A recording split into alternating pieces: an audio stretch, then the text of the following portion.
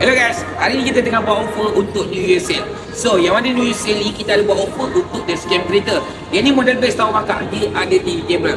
Kamera depan, dalam dan belakang. So, korang jangan risau, nak rekod depan, dalam belakang boleh. Okey, yang ni best, dia kenapa best? Sebab yang ni adalah kamera depan dia, ada lagi speaker rakaman, ada lagi dengan rakaman suara.